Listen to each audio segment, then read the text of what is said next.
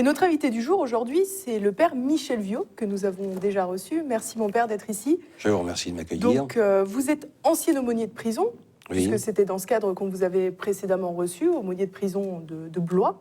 Et vous êtes également l'auteur notamment de La Révolution chrétienne aux éditions de L'Homme Nouveau. Et aussi de cette brochure sur Dieu et l'État, où je traite des questions aussi de rapport entre la religion et l'État, aux éditions Via Romana. Très bien.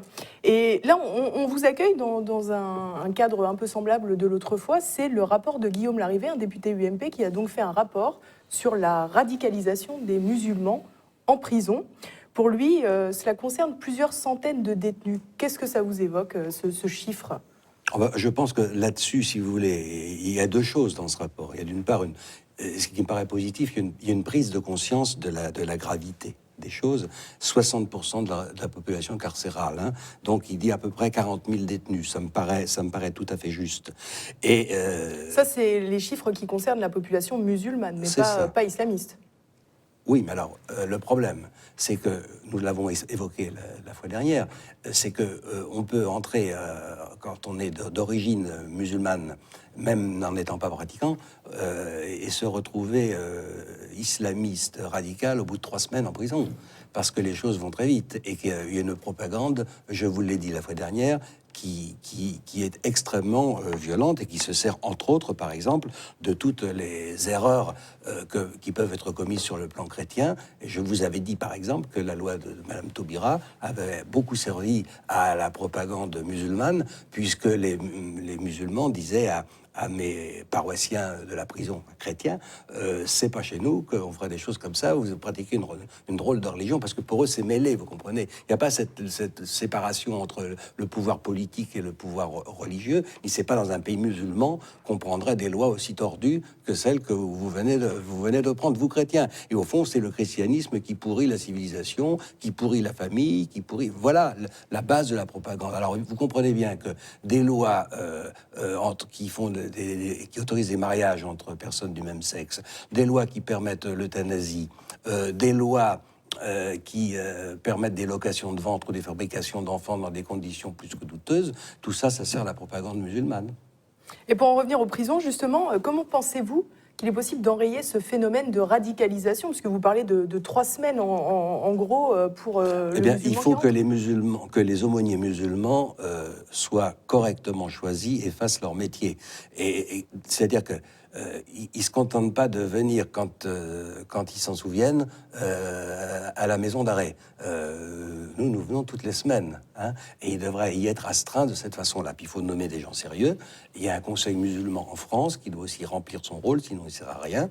Et il faut que ces imams ou ces aumôniers, peut-être pas forcément des imams, mais soient des gens qui aient été formés et qui puissent nous montrer où ils ont été formés. Et il y a des possibilités de formation actuellement à l'Institut catholique, puisque l'université française, telle Ponce Pilate, s'en est lavé les mains au nom de la laïcité, donc elle n'a pas voulu s'en occuper. C'est l'Institut catholique qui le fait, avec évidemment les reproches que vous imaginez de la part de certains, mais je trouve qu'il a raison de le faire, il a le courage de le faire. Ça fait partie aussi des choses qu'il faut savoir faire dans un pays où nous avons pour l'instant, une minorité de gens qui se réclament de l'islam, mais qui sont bel et bien français, et qui donc ont le droit de pratiquer leur religion. Père Michel Viaud, on a le sentiment en vous écoutant qu'il y a dans votre esprit une distinction assez faible finalement entre l'islam et l'islamisme. Même au sein de l'islamisme, si on parle des salafistes, par exemple, il y a des distinctions à faire, et des quiétistes, bien sûr qu'il y a des distinctions à faire, mais de grâce, ne tombons pas dans ce que l'on nous sert depuis plusieurs mois, à savoir que l'islamisme, le radicalisme, c'est un épiphénomène, que ça n'a rien à voir avec l'islam. C'est pas si simple. Il y a quand même dans le Coran, et c'est à ça que devrait servir le dialogue interreligieux, il y a dans le Coran et dans les hadiths des textes suspects en matière de violence et de liberté religieuse.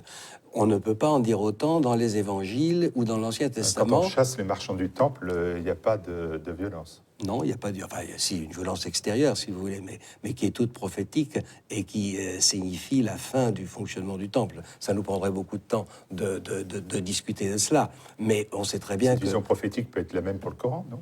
Non, pas du tout. C'est que Jésus n'a jamais dit qu'il fallait tuer. Il les chasse. Hein. Il les chasse pour empêcher le fonctionnement du temple et c'est une prédiction, si vous voulez, pour montrer que les sacrifices d'animaux cesseront, parce que lui, son sacrifice à lui, les rendra complètement inutiles. Mais vous n'avez pas, et on voit bien comment s'est répandu l'Évangile dès le début, par la persuasion et par la douceur, et jamais le Christ n'a préconisé l'utilisation de la violence. Il a demandé à Pierre de remettre son épée au fourreau au jardin de Gethsémani.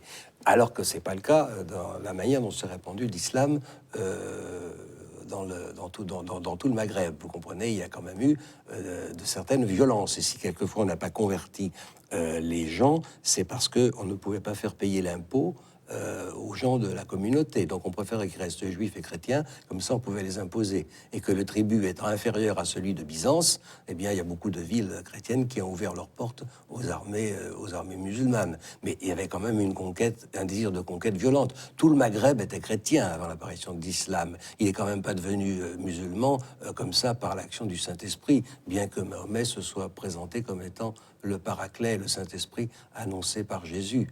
Voyez-vous.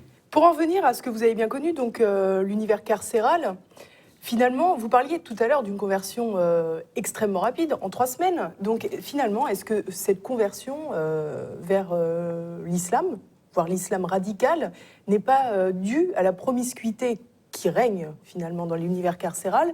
Et est-ce que finalement, faire cohabiter des populations aux confessions différentes n'est pas l'une des clés de ce problème? Oui, et puis alors c'est aussi une protection. Regardez les chiffres. Il y a plus de musulmans que de chrétiens.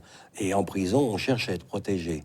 Et donc, forcément, quelqu'un qui se sentira seul, si d'origine musulmane, se tournera vers des musulmans. Et l'idée de la protection, elle est plus chez les radicaux que chez d'autres. Et même des chrétiens pourront être tentés de se convertir à l'islam aussi, tout simplement pour être protégés. Donc la première chose, si vous voulez, c'est maintenant on a affaire au terrorisme. Mais ça, c'était prévisible, le terrorisme, vous comprenez. C'est pas arrivé aussi par l'opération du Saint-Esprit. C'est la conséquence d'une longue suite de sottises de nos gouvernants, de droite comme de gauche. Je ne veux pas entrer là-dedans parce que ce sont des questions d'ordre politique, mais je veux m'en tenir aux questions religieuses. Bon, il faut prendre les religions au sérieux. Or, ce qui est caractéristique de nos gouvernants de droite comme de gauche, c'est que pour eux, la religion, ça ne compte pas. Hein. Ou alors ça compte quand il y a des affaires politiques ou financières derrière. Mais autrement, ça ne compte pas en soi. Le progrès doit tuer la religion. Ça fait partie des superstitions. Donc, ici, dans la question du terrorisme, et c'est ce que je trouve navrant dans le rapport de M. Larrivé, il n'envisage pas de mettre à part les terroristes en question. Parce que les placer dans les prisons actuelles, mais c'est de la folie pure. Déjà, les prisons actuelles accueillent des gens qu'elles ne devraient pas accueillir, c'est-à-dire des malades mentaux. Et les surveillants, je vous l'ai déjà dit, font un travail admirable et terrible en même temps. Bon.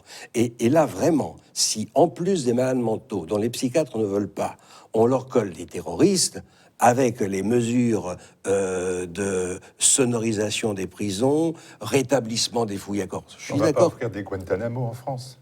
Ah, mais écoutez, il va falloir envisager je ne dis pas des Guantanamo parce que là, vous prenez un exemple extrême, mais on ne peut pas mélanger des terroristes avec les autres, parce que les mesures qui sont demandées là, enfin, celui qui a écrit ça montre bien qu'il n'a jamais mis les pieds dans une prison française, parce que c'est pas possible. Ils ont déjà assez de peine à éviter la circulation, par exemple, je vois le blocage, par exemple, des portables non autorisés. Bon, qu'on commence par mettre suffisamment de postes téléphoniques pour que les détenus qui ont le droit de téléphoner puissent téléphoner. Et comme ça, on ne fermera pas les yeux sur des téléphones portables dont tout le monde sait très bien qu'ils circulent en prison. Alors, il y aura des bons téléphones portables qu'il faudra bloquer, d'autres qu'il ne faudra pas bloquer. Non, mais qui de sérieux dans l'administration pénitentiaire, enfin, parmi ceux qui sont sur le terrain, j'entends, je ne parle pas des scribes des ministères, mais ceux qui sont sur le terrain, les surveillants, les directeurs d'établissements pénitentiaires, mais si on fait une chose pareille, on va droit à des émeutes, parce que les autres, ils vont subir aussi ces rétorsions. Vous voulez des lieux d'internement spécifiques? Tout à fait. Spécifiques. Tout à fait. Il faut bien les garder quelque part, ces terroristes. On va pas leur... D'abord, la peine de mort n'existe pas en France. Bon, elle n'existe pas en France en temps de paix, et c'est heureux. Mais est-ce que vous croyez que nous sommes en temps de paix en ce moment? Je ne crois pas. Nous sommes en temps de guerre. Nous sommes en train nous envoyons quelques bombes, enfin, pas beaucoup, mais enfin on envoie quelques bombes tout de même dans certains endroits. C'est donc le temps de guerre et par conséquent, avec en phénomène collatéral du terrorisme. Et là, ça pose la question, d'ailleurs, elle est envisagée dans le catéchisme de l'Église catholique de 1992, à savoir que dans des situations particulières, et c'est bien entendu la guerre qui est visée, on peut rétablir la peine de mort. C'est pour le rétablissement C'est la loi de peine de martiale, mort. finalement, quelque part. Oui, pour les terroristes. Pour les terroristes, oui, je pense oui. Parce que si vous mettez des terroristes en prison, il faut bien être conscient du fait que vous mettez une partie de la population en otage. C'est-à-dire que on menacera d'attentats et on fera du chantage pour délivrer les petits camarades qui sont en prison. Alors il faut savoir que les terroristes ne craignent ni pour leur vie, ni pour eux la vie humaine ne compte pas. Alors il faut les prendre au mot. Et ceux qui sont vraiment coupables de crimes de sang, eh bien dans ce cas-là, il faut considérer que nous sommes en guerre, et dans ce cas-là, on rétablit la loi martiale. Moi, je suis pour. Et est-ce que vous trouvez que l'Église catholique réagit comme il faudrait réagir face à cette montée de l'islamisme, face à tous ces conflits interreligieux? La vraie réponse à la montée de l'islamisme, c'est la réévangélisation des pays d'ancienne chrétienté. C'est la seule réponse. Et vous savez, le père de Foucault le disait déjà, que c'était extrêmement dangereux pour un pays comme la France d'avoir dans son empire colonial autant de gens qui adhèrent à l'islam. Bon, c'était aussi l'idée de notre premier homme politique colonisateur, de Jules Ferry, hein, qui, en lançant l'entreprise coloniale, lui qui était pourtant athée, franc-maçon du Grand Orient de France, a demandé au père Blanc de suivre l'armée française, parce qu'il savait très bien que la France est de culture judo-chrétienne et qu'on ne peut pas agréger comme cela des peuples à notre pays sans cela, voyez-vous. Donc je crois que l'Église catholique n'est peut-être pas assez claire là-dessus. Il ne faut pas qu'on puisse dire, par exemple, comme je l'entends quelquefois dire, qu'après tout, nous avons le même Dieu. On a voulu faire dire ça, nous, musulmans et chrétiens, sous prétexte qu'on parle du Dieu d'Abraham. On a voulu faire dire ça à Paul VI dans sa grande confession de foi de juin 68. Il a rayé le document et il a remplacé par le fait que nous avons en commun de nous référer à un Dieu unique. Ce n'est pas la même chose. Ce que vous avez en commun, c'est que en progression en Afrique, toutes les religions progressent en fait. Oui. Les religions chrétiennes, pentecôtistes, mais aussi catholiques et aussi musulmans. Est-ce que c'est pas finalement un phénomène tout à fait normal?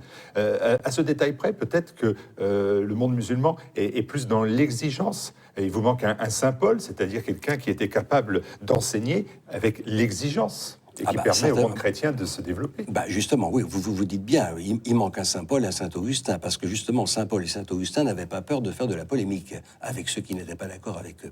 Et ce qui manque au christianisme actuel, c'est qu'il n'est pas assez offensif. Il ne fait pas de polémique. Pas de polémique, voilà. Il faut pas... Ça, c'est pas comme ça qu'on répand le christianisme.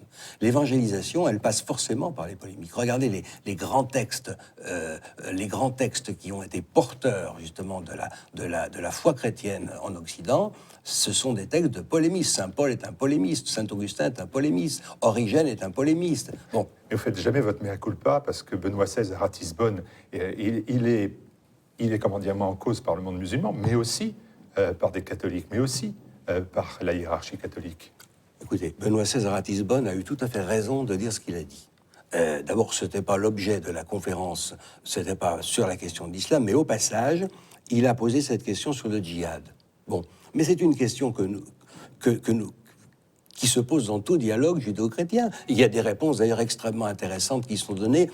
Si vous écoutez le recteur Boubacar, il vous dira que le djihad, il faut prendre au sens spirituel, c'est la lutte contre ses passions. C'est ça la guerre sainte. C'est une réponse, mais tous ne sont pas d'accord avec cela. Alors voilà les questions qu'il faut poser. Voilà, à mon avis, l'Église catholique, et le pape l'a fait, mais j'aimerais que tous les catholiques le fassent aussi, posent cette question. Qu'entendez-vous par djihad ? Qu'entendez-vous aussi par liberté religieuse ? Quel est le statut de la femme ? Qu'est-ce que c'est que cette affaire de... Comment est-ce que vous interprétez la charia, par exemple ? Bon, il y a 48 heures, on vient de pendre une jeune femme en Iran je ne connais pas le dossier, mais c'est sûr qu'elle a tué, c'est évident. Mais elle a dit que c'était pour se défendre parce qu'elle était mineure à l'époque et qu'on voulait la violer. Bon, et vous savez que devant un tribunal coranique, généralement, les femmes ont tort, que ce soit dans des affaires de ce genre ou dans des questions de divorce. Il y a un certain nombre de femmes qui peuvent nous écouter et qui le savent si elles ont des amis qui ont épousé des personnes musulmanes, savent très bien que le musulman, devant le tribunal coranique, et l'homme, surtout, aura toujours raison. Le statut de la femme, c'est la permission à Élise d'ouvrir ce débat et de le conclure. Et de le conclure. Alors, pour la dernière question, et après on en terminera effectivement, on vient d'évoquer le rôle de l'Église dans la pacification des relations interreligieuses. Mais ne croyez-vous pas que vous êtes aussi l'auteur donc de l'Église et de l'État ?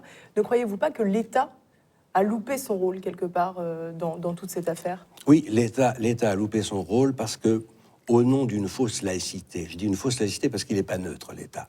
S'il était vraiment neutre, on pourrait encore lui pardonner. Mais il ne l'est pas, il est foncièrement anti-chrétien et surtout anti-catholique. Bon.